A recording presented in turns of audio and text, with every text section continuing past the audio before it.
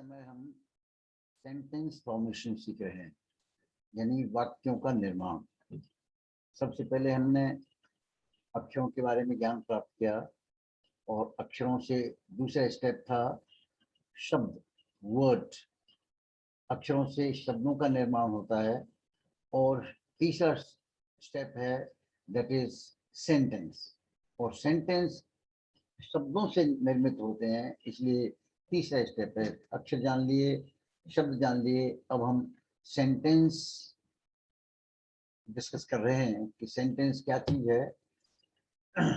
Sentence is a group of meaningful words, यानी जिनका कुछ अर्थ निकले और जिन शब्दों को एक निश्चित क्रम में लगाएं तो ही वो वाक्य कहा जाता है।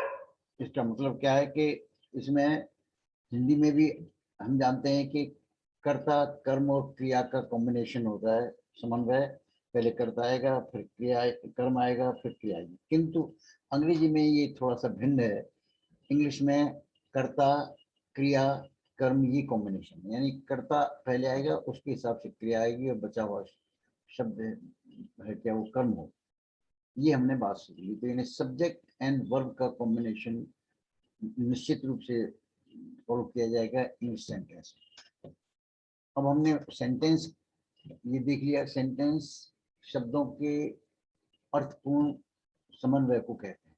अब हम जानना चाहते हैं कि सेंटेंस कैसा होता है, कैसे बनता है और उसमें क्या क्या चीज होते हैं शामिल। सेंटेंस के 3 पार्ट्स होते हैं, सब्जेक्ट, वर्ब एंड ऑब्जेक्ट। ये भी आपको बताया था।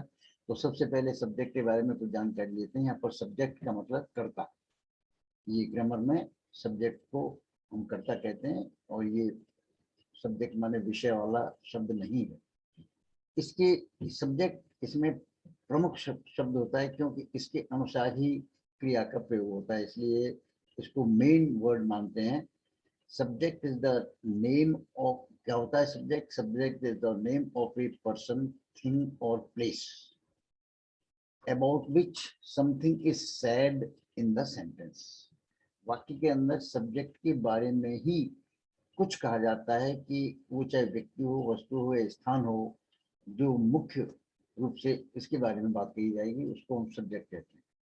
और दूसरी तरह से द डूअर माने काम करने वाला, और एजेंट कोई अभिकर्ता, काम करने वाला, अकॉर्डिंग टू विच जिसके अनुसार द वर्ब इज यूज्ड, क्रिया इस्तेमाल होती है वाक्य के अंदर, उसको हम सब्जेक्ट कहते हैं। अब सब्जेक्ट में जैसे आप देखेंगे ही वॉक्स, एक सेंटेंस है, वह भ्रमण करता है, वह चलता है। तो यहाँ पर कौन चलता है, ये ही का पता लगता है, यानी ये मुख्य शब्द है ही, इसको हम कर्ता कहते हैं। तो यहाँ पर ही इस वाक्य का कर्ता है, subject. I am your friend, यहाँ पर एम जो प्रयोग हुआ है वो आई के अनुसार हुआ है, यानी क्रिया जो आ रही है एम ये आई के हिसाब से आ रही है, इसलिए यहाँ पर आई सब्जेक्ट मेन वर्ड हुआ, यानी सब्जेक्ट हुआ। इसी तरह से द तीसरे वाक्य में देखें, the book is a useful thing, the book is a useful thing, ये इस जो आ रहा है यहाँ पर बुक के हिसाब से आ रहा है, इसलिए द बुक इज सब्जेक्ट। किताब है कि यहाँ पर सब्जेक्ट का काम कर रही है, इसलिए सब्जेक्ट कहते हैं। अब सब्जेक्ट को हम पहचानते कैसे हैं? हिंदी में जानने के लिए हमने क्या तरीका निकाला है कि इसमें कौन या क्या वस्तु पूछने पर जो उत्तर मिलता है वह कर्ता होता है। जैसे ऊपर वाले वाक्य में देखें, कौन टहलता है, कौन चलता है, वह, यानी इंग्लिश में कहेंगे ही, तो सब्जेक्ट हुआ ही। ऐसे दूसरे वाक्य में देखेंगे, कौन दोस्त है, तुम्हारा कौन दोस्त है, तो वहां पर आएगा आई, आई एम योर फ्रेंड, तो आई सब्जेक्ट हो गया। ऐसे तीसरे वाले में देखेंगे, क्या चीज उपयोगी है, द बुक इज यूजफुल में क्या चीज उपयोगी है, द बुक, तो यहाँ पर सब्जेक्ट बुक हो गया। तो सब्जेक्ट एक से इस तरह से आप पहचानेंगे क्या वस्तु या कौन, ऐसा सवाल करेंगे तो जो उसके बदले में आएगा वाक्य के अंदर कौन सा शब्द है वह सब्जेक्ट हो। अब सब्जेक्ट है कि क्या होता है इसके बारे में जानेंगे। एक से अधिक शब्दों का भी सब्जेक्ट हो सकता है। अन्य शब्द उस सब्जेक्ट से ही संबंधित होंगे। कैसे? जैसे a tall handsome young man is my class है। अब यहाँ पर इज जो आ रहा है वो मैन के लिए आ रहा है, लेकिन उस मैन के साथ और भी कई शब्द जुड़े हुए हैं। ए मिला जुड़ा हुआ है, टॉल जुड़ा हुआ है, हैंडसम जुड़ा हुआ है, यंग जुड़ा हुआ है। ये चारों शब्द इस मैन के लिए ही आ रहे हैं। तो इसमें मुख्य कर्ता मैन है, ये बाकी चारों शब्द उसकी विशेषता बतला रहे हैं, तो ये उन्हीं से जुड़े हुए हैं। इसलिए मैन एक जो सब्जेक्ट है वो एक से अधिक शब्दों का भी हो सकता है। ही इज माई फ्रेंड, आपने उसमें देखा ही एक ही शब्द है तो सब्जेक्ट हो गया, लेकिन man, a man is my friend, यहाँ पर एक आदमी है वो, लेकिन वो मैन की विशेषताएं भी इसी के साथ, एक टॉल, हैंडसम, यंग, ये चारों शब्द जुड़े हैं, इसलिए मैन मेन सब्जेक्ट। इस तरह से आपने देखा कि सब्जेक्ट क्या होता है, एक शब्द का भी हो सकता है और अधिक शब्दों का भी हो सकता है, तो ये हमें जानकारी प्रैक्टिकल वे में जान करनी पड़ेगी। सब्जेक्ट में क्या हो सकते हैं, सब्जेक्ट में नाउन भी आ सकता है, या प्रोनाउन आ सकता है, या नाउन का कार्य करने वाले अन्य शब्द, यानी जो शब्द नाउन की तरह यूज किए जाते हैं वो भी हो सकते हैं। उदाहरण के लिए जेरंट या इन्फिनिटिव भी हो सकते हैं। जेरंट क्या चीज है, वर्ब में आईएनजी लगा करके उसको नाउन की तरह इस्तेमाल करना, वो जेरंट कहलाता है। इसको अंग्रेजी में वर्बल नाउन भी कहते हैं, यानी वर्ब से बनाया हुआ नाउन। कैसे, जैसे रीड माने पढ़ना, तो ऐसा नहीं कह सकते read is a good thing, लेकिन हमको क्या कहना पड़ेगा, reading is a good thing, पढ़ाई करना। रीड से बन गया रीडिंग, रीड माने पढ़ना, लेकिन पढ़ना को इस तरह से अकेले को इस्तेमाल नहीं किया, आई लगाना पड़ेगा। Reading is a useful thing. इसी तरह से उसकी जगह ये भी हो सकता है, it is use by all. अब यहाँ इट किसके लिए किया जा रहा है, ऊपर वाले वाक्य से रिलेशन इसका बिठाया है, यह यानी पुस्तक सबके द्वारा यूज की जाती है, तो यहाँ पर ये इट है क्या, प्रोनाउन है। ऊपर वाले में बताया द बुक नाउन की तरह, तो नाउन सब्जेक्ट हो सकता है, उसकी जगह नाउन की जगह प्रोनाउन भी सब्जेक्ट हो सकता है। It is used by all. ऐसी आई पहले बताया भी जेरंड है कि रीड में आईएनजी लगा करके, reading is a good hobby, पढ़ाई करना एक अच्छा शौक है, इसमें आईएनजी लगा करके इसको नाउन की तरह इस्तेमाल कर दिया, तो ये जेरंड नाउन हो गया। एक और होता है टू रीड, वर्ब की फर्स्ट फॉर्म में पहले टू लगा रहता है तो वो नाउन बन जाता है, उसको इन्फिनिटिव वाला नाउन कहेंगे। तो इसे भी वाक्य बन सकता है, to read is a good hobby. तो इस तरह से ये प्रयोग हो जाता है। यानी सब्जेक्ट है क्या, वो डायरेक्ट एक शब्द भी हो सकता है और उससे संबंधित और शब्द भी उसमें आ सकते हैं, और इस तरह से इनके प्रयोग होंगे। नाउन भी सब्जेक्ट हो सकता है, प्रोनाउन भी सब्जेक्ट हो सकता है, जर्म भी हो सकता है सब्जेक्ट, और इन्फिनिटिव भी सब्जेक्ट हो सकता है। इतनी बात हमने सब्जेक्ट के बारे में जाना। अब सब्जेक्ट वाक्य में कहाँ पर रखा जाएगा, इसकी जानकारी आपको बता रहा हूँ मैं। सब्जेक्ट की पोजीशन क्या होगी, कहाँ पर रखा जाता है वाक्य में, उसको जानना पड़ेगा। कैसे, साधारण वाक्यों में, अर्थात असर्टिव या नेगेटिव, मैंने नकारात्मक वाक्यों में सब्जेक्ट सबसे पहले स्थान पर रखा जाता है।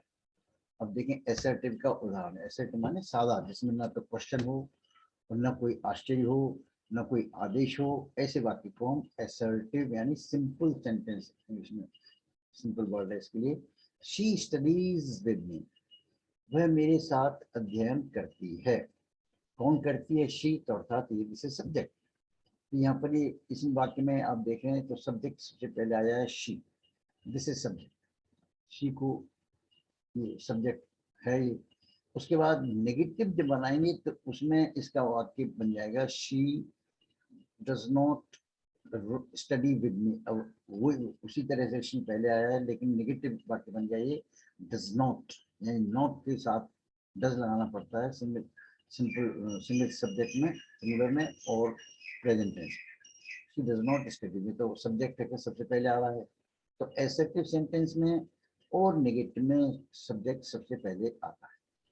किंतु अब आप देखें इंटरोगेटिव यानी प्रश्नवाचक वाक्यों में सब्जेक्ट हेल्पिंग वर्ब के बाद में रखा जाता है।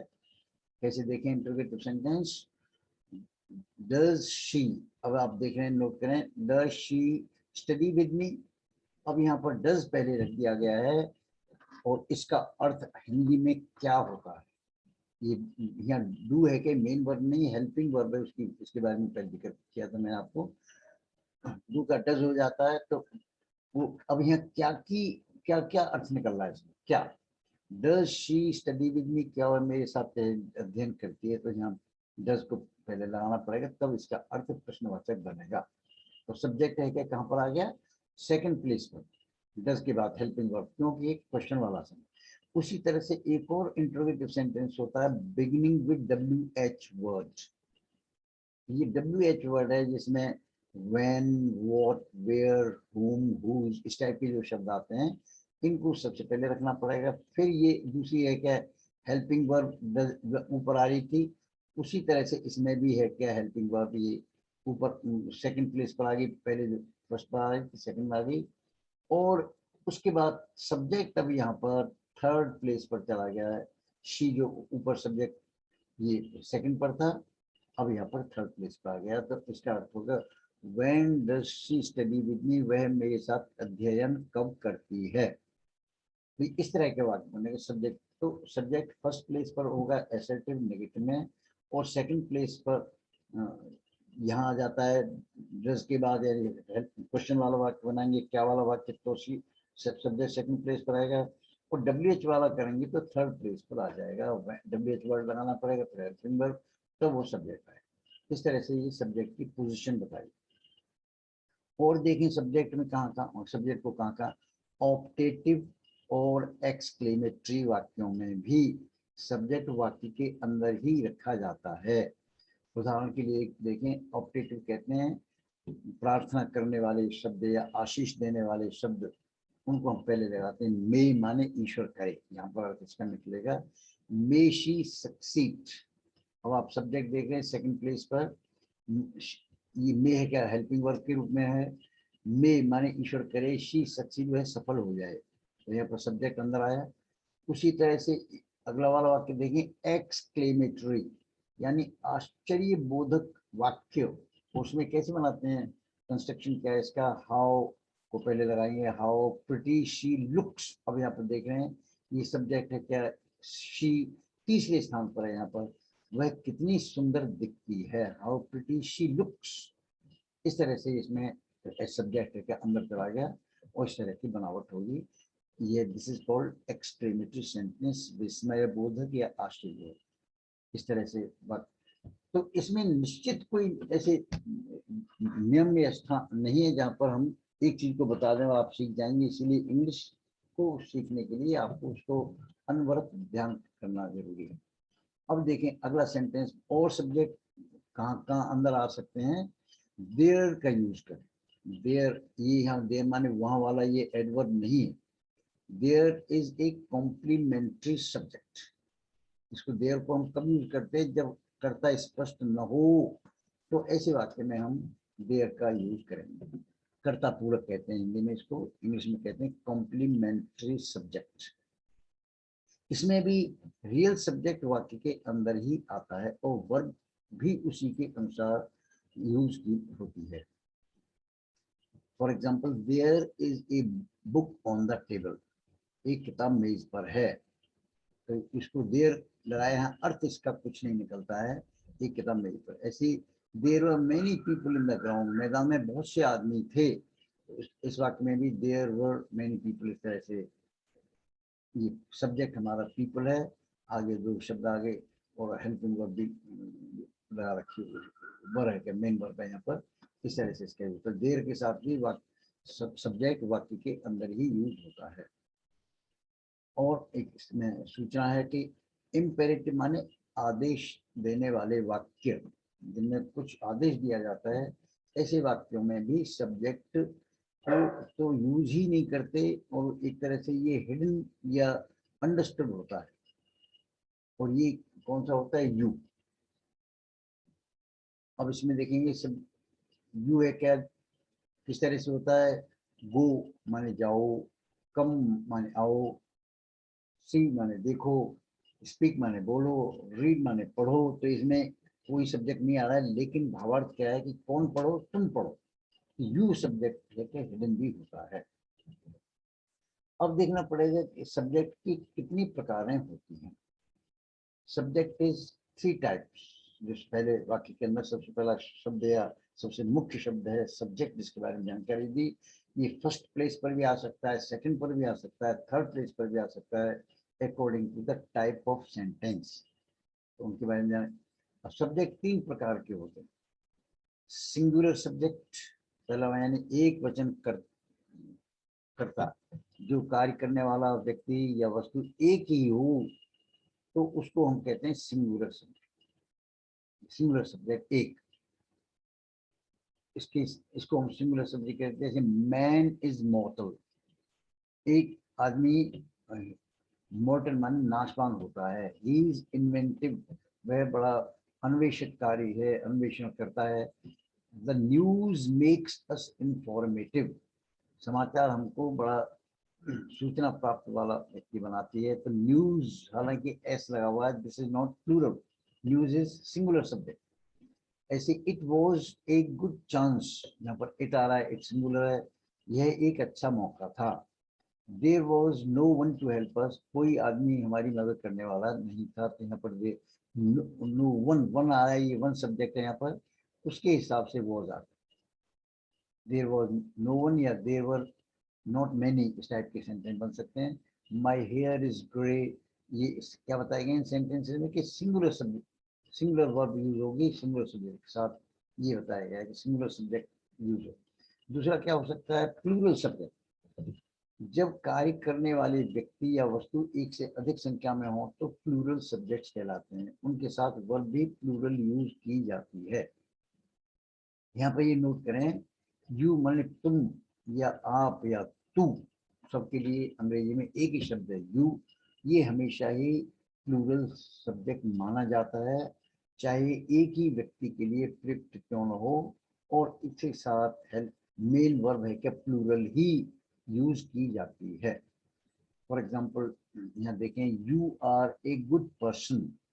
अब हालांकि देख रहे हैं आप, पर्सन सिंगुलर है और ए बताया जा रहा है, तो एक ही व्यक्ति है, कोई यू है क्या, आप अगले वाले एक व्यक्ति से कह रहे हैं you are a good person, तब भी इसके साथ अकेले होते हुए भी प्लूरल वर्ब का यूज किया जा रहा है। तो आपको क्या नोट करना है कि यू सिंगुलर सब्जेक्ट प्रैक्टिकली हो सकता है या प्लूरल हो, तब भी दोनों कंडीशंस में इसके साथ हमेशा प्लूरल वर्ब का ही प्रयोग होगा। कभी भी यू इज नहीं हो सकता, यू एम नहीं हो सकता, you are. You are all, तो पहले वाला सेंटेंस देखें, you are a good person, आप एक अच्छे व्यक्ति हैं। और दूसरे में देखें, you are all my friends, तुम सभी मेरे मित्र हो, तो यहाँ बहुत ज्यादा है तब भी आर आ रहा है। बॉयज आर, ज्यादा लड़के हैं इसलिए आ रहा है, boys are always fun loving, बच्चे हमेशा मजाक पसंद करते हैं। मैनी बर्ड्स, कई चिड़िया were found in the field, field में कई चिड़ियाएं पाई गई, तो इस तरह से प्लूरल आ रहा है।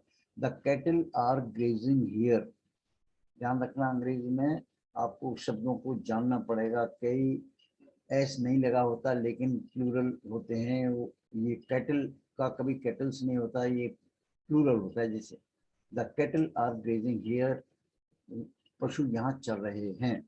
ऑल पीपल लव कंपनी, यहाँ पर भी देख रहे हैं कि पीपल हमेशा प्लूरल होता है, इसलिए लव आ रहा है, लव्स वगैरह नहीं आ रहा है, तो ये प्लूरल सब्जेक्ट कहलाते हैं। तीसरा सब्जेक्ट क्या हो सकता है, स्पेशल सब्जेक्ट। मैंने इसको अलग से समझाया है स्टूडेंट्स को कि इंग्लिश में आई को विशेष कर्ता माना जाता है। ये हालांकि अलग ग्रामर वगैरह में कहीं बताते नहीं है, लेकिन स्टूडेंट्स हमेशा कंफ्यूजन में रहते हैं कि आई को कभी इसके साथ सिंगुलर वर्ब आती है, कभी प्लूरल आती है, कभी अलग से क्रिया आती है, इसलिए इसको मैं अलग से रखा है नाम, special subject is I. I first person होता है, यानी बोलने वाले व्यक्ति अपनी आई को यूज करेगा, और सिंगुलर है फर्स्ट पर्सन। क्योंकि प्रेजेंट यानी वर्तमान टेंस में इसके साथ बी की फॉर्म एम लगती है, आई के साथ एम लगता है, यानी सिंगुलर हुआ, जो किसी अन्य के साथ नहीं होता है, ऐसा एम अन्य किसी के साथ आता ही नहीं, तो यानी स्पेशल सब्जेक्ट हुआ है, ये स्पेशल क्रिया ले रहा है। I am a regular student यहाँ पर देख रहे हैं, तो ये आई के साथ ही एम आएगा, एम अन्य किसी कर्ता के साथ नहीं आता, इसलिए आई को स्पेशल सब्जेक्ट माना है। दूसरे sentence, I am studying hard these days, आजकल मैं बहुत गहन अध्ययन कर रहा हूँ, तो यहाँ पर आई के साथ एम देख रहे हैं आप। इस तरह से ये आई का स्पेशल सब्जेक्ट बना। दूसरा क्या सिखाया है इसमें कि आई को स्पेशल क्यों मानते हैं, एक आप इसके साथ हमेशा ये एम आएगा जो बी की फॉर्म है, आई के साथ आती है, न सिंगुलर के साथ आती है न प्लूरल, स्पेशल इसके साथ आती है। दूसरा क्या है, प्रेजेंट इंडेफिनिट में और परफेक्ट टेंस में आई के साथ प्लूरल का प्रयोग करते हैं। जैसे I do my work in time, अब आप देख रहे हैं यहाँ पर ये डू जो आता है ये हमेशा प्लूरल सब्जेक्ट के साथ आएगा। You do, they do, boys do, people do, and I के साथ भी आता है आई डू, यानी यहाँ पर प्लूरल, आई को प्लूरल मानते हैं। कहाँ पर मानते हैं, present indefinite and present perfect tense में। और यहाँ देखिए परफेक्ट में, I have done all my work today, यहाँ पर भी हैव आ रहा है, ये वाला है क्या, और ये कब आ रहा है, जब प्रेजेंट परफेक्ट टेंस हो रहा है, डन आ रहा है, डू की थर्ड फॉर्म डू डन ये यूज हो रही है, इसलिए आई के साथ प्लूरल का यूज हो रहा है। किंतु अब आप देखें, नोट करें, पहले क्या होता है, आई के साथ एम और किसी साथ नहीं आता, तो इसलिए स्पेशल सब्जेक्ट। आई के साथ यहाँ प्लूरल हो रहा है प्रेजेंट परफेक्ट टेंस में। लेकिन अब आप देखें, किंतु पास्ट कंटिन्यूअस टेंस में आई को सिंगुलर सब्जेक्ट माना जाता है। अब बताइए, हो गया नहीं, कंफ्यूजिंग चीज है कि कहीं प्लूरल मानते हैं कहीं सिंगुलर मानते हैं। यहाँ पर ये सिंगुलर सब्जेक्ट है, कैसे, I was waiting for you, मैं आपका इंतजार कर रहा था। वॉज कहाँ पर आता है, पास्ट कंटिन्यूअस में सिंगुलर के साथ। He was waiting for me, she was studying hard, इस तरह से तो वो शी वॉज, ही वॉज, लेकिन आई के साथ भी वॉज लगाएंगे, जबकि यहाँ पर प्रेजेंट इंडेफिनिट में प्रेजेंट परफेक्ट टेंस में आई के साथ प्लूरल वर्ब लगाई, तो आपको ये ध्यान रखना पड़ेगा। इसी तरह I was the only person sitting there, मैं ही अकेला आदमी था जो वहाँ बैठा हुआ था, आई वॉज, तो यहाँ पर सिंगुलर आया, तो आई को क्या माना, स्पेशल सब्जेक्ट। सब्जेक्ट की टाइप बताएं, कितने तरह के सब्जेक्ट होते हैं। सिंगुलर सब्जेक्ट जिसमें एक ही व्यक्ति होता है, एक वस्तु होती है। प्लूरल सब्जेक्ट जिसमें ज्यादा हो, एक से अधिक व्यक्ति। और तीसरा बताया स्पेशल सब्जेक्ट, ये क्या, आई कभी सिंगुलर कहा जाएगा, कभी प्लूरल माना जाएगा, और कहीं इसके लिए विशेष क्रिया का ही प्रयोग हुआ, जैसे एम, और कहीं नहीं आता, आई के अकेले के साथ आता है एम, ये आपको जानना पड़ेगा। इस तरह से now we have completed this first the types of sentence। अब उसके बाद हम क्या सीखेंगे, सब्जेक्ट इस तरह से हमारा पूरा हो। सेंटेंस के 3 पार्ट्स बताए, सब्जेक्ट, सेंटेंस के 3 पार्ट्स क्या हैं, सब्जेक्ट, वर्ब एंड ऑब्जेक्ट। अब हमने सेंटेंस का सब्जेक्ट तो पूरा कर लिया है। Now we pass on to the next part of the sentence. Sentence का दूसरा हिस्सा क्या होता है, वर्ब। वर्ब माने क्रिया। वाक्य का ये सबसे महत्वपूर्ण शब्द होता है, क्यों, इससे टाइम का भी पता लगता है और एक्शन यानी काम के बारे में भी इसी शब्द से जानकारी हमको मिलती है। इसलिए verb, the verb is the most important part और word of a sentence which tells about the time, यानी टेंस के बारे में पता लगेगा, and action. The verb is directly related to the subject, लेकिन जैसे पहले बताया कि हमेशा क्रियाकर्ता के अनुसार ही आती है, यानी क्रिया का और कर्ता का आपको देखना पड़ेगा सिंगुलर है या प्लूरल, तो हमेशा क्रिया का जो प्रयोग होगा वो सब्जेक्ट के अनुसार होता है, सब्जेक्ट, इसलिए ये बहुत इंपॉर्टेंट है। सब्जेक्ट और ऑब्जेक्ट के बिना वाक्य बन सकता है, ये आगे मैंने बताया इसमें कि कोई वाक्य सब्जेक्ट के बिना भी बनाया जा सकता है और ऑब्जेक्ट भी बनाया, लेकिन वर्ब के बिना वाक्य संभव नहीं है। जैसे आपको भी कुछ उदाहरण दिए, गो, कम, सिट, स्पीक, इसमें खाली वर्ब आ रही है, ना ऑब्जेक्ट आ रहा है ना सब्जेक्ट आ रहा है, सब्जेक्ट इज हिडन यू। जैसे राधिका या बुक से कोई वाक्य नहीं बन सकता कि राधिका कोई सेंटेंस नहीं होगा, बुक कोई सेंटेंस नहीं हो सकता, लेकिन केवल रीड कहने से आदेशात्मक वाक्य बन सकता है। लेकिन रीड कहेंगे तो वाक्य बन सकता है, रीड माने पढ़ो। तो ये समझ में आ गया आपकी में कि वर्ब सबसे इम्पोर्टेंट पार्ट ऑफ स्पीच है, यानी पार्ट है इसका सेंटेंस का। सब्जेक्ट के बाद वर्ब, वर्ब सब्जेक्ट से भी अधिक महत्वपूर्ण है, क्यों? इससे हमें दो चीजों का पता लगता है। एक तो टेंस के बारे में जानकारी होती है, एक कौन सा कार्य हो रहा है वाक्य के अंदर। रीड माने पढ़ने का काम, कम माने आइए आने का काम, और स्पीक बोलिए, लुक माने देखो। तो ये अपने आप बन रहे हैं, एक एक शब्द के ही वाक्य हैं ये। कैसे बन रहे हैं कि सब्जेक्ट वर्ब है, verb is so important.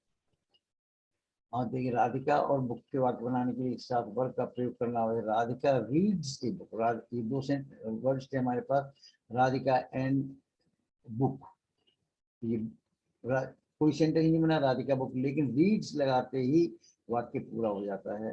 Radhika एक पुस्तक पढ़ती है। तो read is so important that it combines two words, subject and object. अब देखें कि वर्ब के बारे में हम बात कर रहे हैं, सब्जेक्ट के बाद वर्ब ले रहे हैं, तो वर्ब के बारे में बताया आपको कि वर्ब इतना इम्पोर्टेंट है कि बिना सब्जेक्ट और बिना ऑब्जेक्ट के भी इसको काम में लाया जा सकता है। अब देखें वर्ब का दूसरा क्या है, इसका काम क्या है, कार्य को बताना। वाक्य में क्रिया से ही समय या काल का पता चलता है, ये बता दिया था आपको। और टाइम और एक्शन स्टेट के बारे में बता दिया। The sun rises in the east, I got up early में, इस टाइप के वाक्य हैं। इन वाक्य में वर्ब से तीनों टेंसेस का पता चलता है। कैसे पता लगा? द सन राइजेज ये present tense, I got up, get का गॉट पास्ट टेंस में सोया जल्दी जगा, और वी शैल फिनिश, हम अपना काम पूरा करेंगे बाय इवनिंग, शाम तक। तो इस तरह से ये तीनों टेंस देखे आपने, प्रेजेंट पास्ट एंड फ्यूचर, ये वर्ब के प्रयोग से ही अंतर है, बाकी सब वाक्यों में अन्य शब्द वही रहेंगे। जैसे एक सेंटेंस को, इसको और मैं क्लैरिफाई करता हूँ। जैसे the sun rises in the east, सूर्य को पूर्व में निकलता है। अब इसको पास्ट टेंस करेंगे, सन रोज इन द ईस्ट, सूर्य पूर्व में निकला। और सूर्य, the sun will rise in the east, ये फ्यूचर में सन निकलेगा। तो चेंज सिर्फ क्रिया में हो रहा है, बाकी शब्द वही हैं, rise, rose and will rise, इस तरह से। अब क्या होता है, एक तो टेंस के बारे में बताया है, अभी आपने देखा प्रेजेंट पास्ट एंड फ्यूचर के बारे में पता लगता है वर्ब से। दूसरा है एक्शन, कौन सा कार्य होता है, इसमें ये पता लगा। The verb shows the action also. कैसे? द बर्ड्स फ्लाई, चिड़िया है क्या, उड़ती हैं, उड़ने का काम करती हैं। We eat food to live, हम जीने के लिए खाना खाते हैं। हम क्या करते, खाते हैं। तो यहाँ वर्ब पता लग रहा है, ईट माने खाने का काम होता है। ही इज थिंकिंग सीरियसली, वह गंभीरता से सोच रहा है। तो यहाँ वर्ब क्या है, thinking. They stopped the bus, उन्होंने बस को रोका है। क्या काम किया, क्या क्या एक्शन हुआ, रोकने का काम, बस को रोक दिया, इस तरह से ही। अब वर्ब के बारे में और क्या जानना है? वर्ब चार तरह की होती हैं। वर्ब ऑफ एक्शन, जिनमें किसी काम का पता लगता है, walk, do, speak, read, right, खेलना कूदना, इससे हमें एक्शन पता लग रहा है। दूसरा तो वर्ब ऑफ स्टेट, इसमें केवल बी की फॉर्म यूज होती है अंग्रेजी में, और इसमें कोई एक्शन का भाव नहीं होता, पता नहीं चल रहा है एक्शन क्या हो रहा है, केवल समय बताया जाएगा। यही पता लगता है कि बी की फॉर्म कैसे करेंगे, प्रेजेंट में इज एम आर होती है। ही इज माई फ्रेंड, इसमें सिर्फ ये पता लग रहा है, स्टेट कहते हैं स्थिति को, वह मेरा फ्रेंड है इस समय। आई एम हैप्पी टुडे, मैं खुश हूँ कब, इस समय। एम, और यू आर कोऑपरेटिव, आप बड़े सहायक हैं, तो यह आर हो इस समय। लेकिन पास्ट में क्या हो जाएगा, वॉज वर्ग का यूज होगा। जैसे रेनू वॉज एब्सेंट यस्टरडे, कल रेनू अनुपस्थित थी, थी से हमें पता लगा पास्ट टेंस का। Birds were in the trees, पेड़ों में पक्षी थे, ये पास्ट टेंस का पता लगा वर्ड से। ऐसे फ्यूचर में शैल बी, विल बी का यूज होता है। We shall be present there, हम वहां पर उपस्थित होंगे, हैं नहीं, थे नहीं, लेकिन होंगे, फ्यूचर टेंस पता लगा। They will be with us, वे हमारे साथ में होंगे। तो इस तरह से विल बी से हमें फ्यूचर टेंस पता। बी को लिंकिंग वर्ब भी कहते हैं। और तीसरा देखें, और वर्ब क्या क्या हो सकते हैं। जैसे वर्ब का टाइप बताएं आपको, वर्ब ऑफ एक्शन, जिससे काम का पता, पढ़ना लिखना खेलना कूदना। वर्ब ऑफ स्टेट जिसमें है, था या होगा ये बताया। तीसरा हेल्पिंग वर्ब के रूप में सहायक क्रियाएं ज्यादातर से नेगेटिव या इंटरोगेटिव बनाने के काम में आती हैं। ये तीन आपको पहले भी जिक्र किया था। बी, डू, हैव, इनको अच्छी तरह से ये मौलिक क्रियाएं हैं। वैसे तो ये वर्ब हैं, मेन वर्ब हैं, लेकिन इनको हेल्पिंग वर्ब की तरह भी यूज किया जाता है। बी, डू, हैव, इनमें बी की फॉर्म्स बी मेन वर्ब की तरह भी यूज होता है। कैसे बताया, बी, डू और वर्क हम अपना काम करते हैं, मेन वर्ब है एज मेन। लेकिन हम निगेटिव बनाएंगे, हम अपना काम नहीं करते हैं, तो आपको एक और डू यूज करना पड़ेगा, डू नॉट वाला। नॉट से पहले आपको हेल्पिंग वर्ब लगानी पड़ेगी, फिर ये main verb, this is main verb do. इस तरह से ये दो जगह आ रहे, दो डू आ रहे हैं एक वाक्य में। ये पहली वाली है कि this is helping verb only, it is not showing any action. ये यहाँ में काम काम नहीं बता रहा, टेंस जरूर बता रहा है, present tense. We do not do, और हम अपना काम नहीं करते। ऐसे ही इंटरोगेटिव में भी आप देखेंगे ये हेल्पिंग वर्ब है डू को, उस वो जो ऊपर वी डू नोट आ रहा था, इसी डू को निकाल के हमने डू आगे रख दिया, तो ये हेल्पिंग वर्ब की तरह काम करेगा। और इसका अर्थ होगा हिंदी में क्या, डू वी डू, क्या हम करते हैं, और वर्क, अपना काम। Do we do our work, क्या हम अपना काम करते हैं। यहाँ पर डू का अर्थ क्या निकल रहा है, तो ये हेल्पिंग वर्ब की तरह भी डू काम में आती है। तो वर्ब की आपको ये बात बताई। ये हेल्पिंग वर्ब कौन कौन सी होती हैं, बी, डू, हैव। बी की इज एम आर फॉर्म्स होती हैं प्रेजेंट में, पास्ट में वॉज वर, फ्यूचर में विल बी शैल। डू की प्रेजेंट में डू, डज होती हैं, और पास्ट में डिड। ऐसी हैव की हैव, हैज प्रेजेंट टेंस में होती हैं, और हैड इसका पास्ट टेंस। अब आप देखें हेल्पिंग वर्ब और उनकी फॉर्म्स क्या हैं। प्रेजेंट टेंस में बताया, बी की is am are, past tense में बी की ही वॉज वर ये हो जाती हैं, और डू प्रेजेंट में डू, ये अभी आपको कर दिया, ये रिपीट हो गया। नो, बी, डू, हैव को प्राइमरी ऑक्सिलरीज भी कहते हैं, सामान्य एक्स्ट्रा जानकारी आपके लिए। अब चौथे प्रकार की वर्ब्स क्या हो सकती हैं। अभी आपने पढ़ा verb of action, verb of state, ये पढ़ा आपने, verb of state and helping verb, तीन आपने सीखी। चौथी कौन सी हो सकती है, मोडल ऑक्सिलरीज। ये भी बहुत इंपॉर्टेंट है। ये मॉडल जो करते हैं मूड या मूड बदलने के काम में आती है, इसलिए इनका नाम मॉडल। इंग्लिश में ऐसी ये ऐसी क्रियाएं हैं जो केवल सहायक क्रिया की तरह ही यूज होती हैं। अभी आपको जैसे बी, डू, है बताए, दोनों ये मेन वर्ब की तरह भी यूज होती हैं और हेल्पिंग वर्ब की तरह। लेकिन मॉडल ऑक्सिलरीज क्या होते हैं, जो सिर्फ हेल्पिंग वर्ब की तरह ही काम आएंगे, इनको मेन वर्ब की तरह यूज नहीं कर सकते। किंतु ये प्राइमरी ऑक्सिलरी से इस बात में भिन्न है कि ये साथ साथ मेन वर्ब के मूड या मूड को बदलने के काम आते हैं। अर्थात मेन वर्ब के अर्थ में संभावना, अनुमति, प्रार्थना, नम्रता, क्षमता आदि का ये भाव पैदा करते हैं, इसलिए इनको मॉडल कहते हैं। मॉडल ये संख्या में 13 हैं।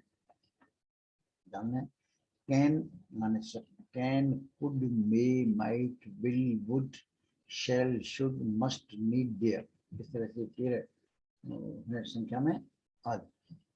कैन माने सकना, कुड माने सका, मे माने सकना, माइट माने सका, विल माने गागी की, वुड माने करता पास्ट टेंस में, विल का, शैल, इस तरह से हमने ये जानकारी हासिल की कि 4 तरह की क्रियाएं आती है, verb of action, verb of state, helping verb and model auxiliaries. अलग से आपको बाद में सिखाएंगे, तो समझना। ये खाली इंट्रोडक्शन दे रहे हूँ मैं आपको इन चीज़ों से, भाई क्या क्या टर्म्स होती हैं, वर्ब क्या होती हैं, उनकी फॉर्म्स क्या होती हैं, सब्जेक्ट क्या होता है, ऑब्जेक्ट क्या होता है, ये आपको जान।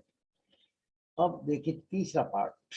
पहला सब्जेक्ट में सेंटेंस में हमने 3 पार्ट बताए आपको, सब्जेक्ट, वर्ब एंड ऑब्जेक्ट। तो सब्जेक्ट और वर्ब की जानकारी ली। Now we pass on to the next, that is object, यानी कर्म। वाक्य का तीसरा भाग कर्म होता है, जो अपने आप में स्वतंत्र होता है, अर्थात सब्जेक्ट और वर्ब से जुड़ा नहीं होता। तो इसमें कैसे कहेंगे, the third part of a sentence after subject and verb which is used independently. क्या मतलब, जैसे आप देखें कि इसको इंट्रांजिटिव में ऑब्जेक्ट लगाने की आवश्यकता नहीं। शी स्माइल्स, वह मुस्कुराती है, तो ये वर्ब है इंट्रांजिटिव। लेकिन ट्रांजिटिव में ऑब्जेक्ट लगाना पड़ेगा। शी बॉट ए पेन, उसने एक पेन खरीदा। आप इसको अकेला नहीं यूज कर सकते, शी बॉट, उसने खरीदा, तो ए पेन लाना पड़ा, तो इसको कहते हैं ट्रांजिटिव। और शी स्माइल्स, मुस्कुराती है, इसमें क्या की जरूरत नहीं है, क्या मुस्कुराती है, ये अपने आप में पूरा है। इस तरह से एग्जाम्पल। इसलिए ट्रांजिटिव इंट्रांजिटिव की जानकारी भी आवश्यक है। ऑब्जेक्ट के स्थान पर नाउन क्या आ सकता है, ऑब्जेक्ट में नाउन भी आ सकता है, प्रोनाउन भी आ सकता है, एडवर्ब भी आ सकता है, एडजेक्टिव शब्द हो सकते हैं। उदाहरण के लिए, आई नो रमेश, मैं रमेश को जानता हूँ। अब यहाँ आई सब्जेक्ट, नो वर्ब, और तीसरा क्या है, रमेश, दैट इज ऑब्जेक्ट। यहाँ पर ऑब्जेक्ट के स्थान पर रमेश आ रहा है, तो इसलिए रमेश ऑब्जेक्ट कहा जाएगा। ये क्या है, नाउन है। अब दूसरा उदाहरण दिया मैंने, यू प्रेज मी, आप मेरी प्रशंसा करते हैं, तो यहाँ पर मी आ रहा है, ये you subject, praise verb, me object. तो ऑब्जेक्ट यहाँ पर क्या है, नाउन नहीं है बल्कि प्रोनाउन है। मी व्यक्ति के स्थान पर। ऐसे शी स्पोक लाउडली, वह तेजी से बोली, यहाँ पर शी सब्जेक्ट, स्पोक वर्ब, लेकिन लाउडली जो आ रहा है ये ऑब्जेक्ट के स्थान पर आ रहा है। ऑब्जेक्ट तो नहीं कहते हैं इनको, लेकिन आपको यहाँ यही समझ लीजिए ऑब्जेक्ट है। ये एडवर्ब के रूप में आ रहा है, एडवर्ब ऑब्जेक्ट है। दे वर हेल्पफुल, वो बड़े सहयोगी थे। यहाँ पर दे है क्या, सब्जेक्ट, वर्ड वर्ब है, और हेल्पफुल माने मतलब, यानी ये उस ऑब्जेक्ट की जगह आ रहा है जो कि एडजेक्टिव है। तो कहने मतलब ये है कि ऑब्जेक्ट के स्थान पर नाउन आ सकता है, ये वाला। उसके बाद प्रोनाउन आ सकता है, ये प्रोनाउन मी। और फिर एडवर्ब भी आ सकता है, लाउडली, और एडजेक्टिव भी आ सकता है, हेल्पफुल। तो इस तरह से ऑब्जेक्ट के इतने प्रकार हो गए, यानी ऑब्जेक्ट में नाउन भी हो सकता है, प्रोनाउन भी हो सकता है, वर्ब भी हो सकता है, और एडजेक्टिव। अब ऑब्जेक्ट कितने प्रकार के होते हैं ये और सीख लीजिए आप। दो तरह के ऑब्जेक्ट होते हैं। डायरेक्ट ऑब्जेक्ट, जो वर्ब के बाद नाउन या प्रोनाउन आने वाले शब्द को डायरेक्ट कहते हैं। जैसे आई कॉल्ड द सर्वेंट, ये डायरेक्ट ऑब्जेक्ट है। सर्वेंट ऑब्जेक्ट, आई सब्जेक्ट हो गया, कॉल्ड वर्ब होगी, लेकिन द सर्वेंट ऑब्जेक्ट है direct. Students like me, direct object, pronoun आ गया। He writes a letter, direct object और नाउन आ गया। इनडायरेक्ट, किंतु यदि एक ही वाक्य में ऑब्जेक्ट के रूप में व्यक्ति या वस्तु दोनों आ रहे हों, ध्यान रखना, वहां पर आपने देखा यहाँ व्यक्ति आ रहा है मी, और यहाँ तीसरे वाक्य में आ रहा है लेटर, ये वस्तु है। ऊपर व्यक्ति आ रहे हैं सर्वेंट और मी, और तीसरे में दे रहे हैं लेटर। तो वो ये बता रहे हैं कि किंतु एक ही वाक्य में अगर ऑब्जेक्ट के रूप में व्यक्ति वस्तु दोनों ही आ रहे हों, तो थिंग जो वस्तु है इसको डायरेक्ट ऑब्जेक्ट कहा जाएगा, और व्यक्ति को इनडायरेक्ट। बस इतनी बात समझनी है। कैसे उदाहरण दिया है, Lata teaches English, teaches me English. और यहाँ पर आप देख रहे हैं लता सब्जेक्ट है, टीचेस वर्ब है, ये मी ऑब्जेक्ट है। प्रोनाउन है जो मी ऑब्जेक्ट है, और इंग्लिश भी ऑब्जेक्ट है। ये बताया इस वाक्य में कि एक वाक्य में दो ऑब्जेक्ट भी हो सकते हैं, लेकिन वो उनको डायरेक्ट और इनडायरेक्ट के हिसाब से अलग करेंगे। ये व्यक्ति जो आ रहा है मी, ये इनडायरेक्ट ऑब्जेक्ट, व्यक्ति को हमेशा इनडायरेक्ट मानेंगे, वस्तु को डायरेक्ट माने। इंग्लिश वस्तु है, इसलिए इसको डायरेक्ट। ये थोड़ी सी इसलिए जानकारी दे रहे हैं ताकि पैसिव बनाते समय इन बातों की जरूरत पड़े। इस वाक्य को ऐसे भी लिखा जा सकता है, Lata teaches English to me, Lata teaches me English. इसको ऐसे भी, ये भी सही है, लता टीचेस इंग्लिश के बाद फिर आपको टू प्रपोजिशन लगाना पड़ा, तो ये थोड़ा सा अंतर है। इनडायरेक्ट ऑब्जेक्ट, ये इंग्लिश है कि डायरेक्ट ऑब्जेक्ट इधर आ गया, मी इनडायरेक्ट ऑब्जेक्ट पीछे तरह। माला गेव अस मैनी सजेशंस, माला सब्जेक्ट, गेव वर्ब, अस है कि ये ऑब्जेक्ट है जो इनडायरेक्ट ऑब्जेक्ट है, इसमें व्यक्ति इनडायरेक्ट माना जाता है, और मैनी सजेशंस ये डायरेक्ट ऑब्जेक्ट है। तो इस तरह से आपने देखा कि यदि वर्ब के बाद नाउन प्रोनाउन के अलावा एडजेक्टिव एडवर्ब आए तो उन्हें ऑब्जेक्ट में कह करके ऑब्जेक्टिव कॉम्प्लीमेंट कहते हैं। ये आप अभ्यास से सीखना। इस तरह से यहाँ हम सब्जेक्ट की और वर्ब की जानकारी और ऑब्जेक्टिव आपको दी। ये यहाँ तक हम पूरा करते हैं, आगे हम आपको अगला सेंटेंस के टाइप सीखेंगे। Thank you.